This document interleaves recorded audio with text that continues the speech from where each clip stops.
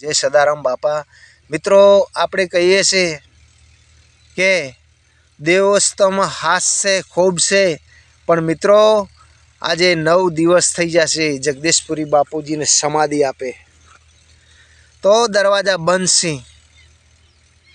તો જોગમાયા કેવળપુરી બાપા દરવાજા કેમ ખુલતા નથી? મિત્રો સત હોય અને આટલો કોઈ દેવસ્થાનમાં હાથ હોય તો મિત્રો દરવાજો ખાલી નજર પડે ને તો ટુકડા થઈ જાય અને સત્ય થઈ જાય, પણ કોક દેવમાં ખોમી છે ન કે આટલી વાર ના લાગે, સતનો વિજય થાતે વાર ના લાગે।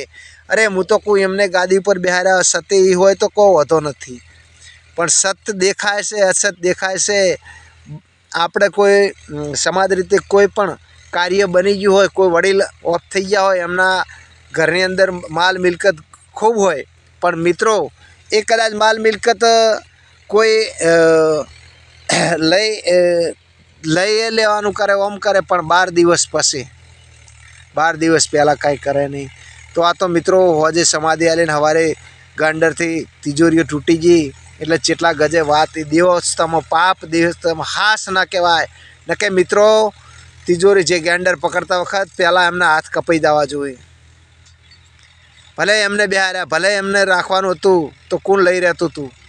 આટલી ઉતાવળ કરવાની આવતી નથી।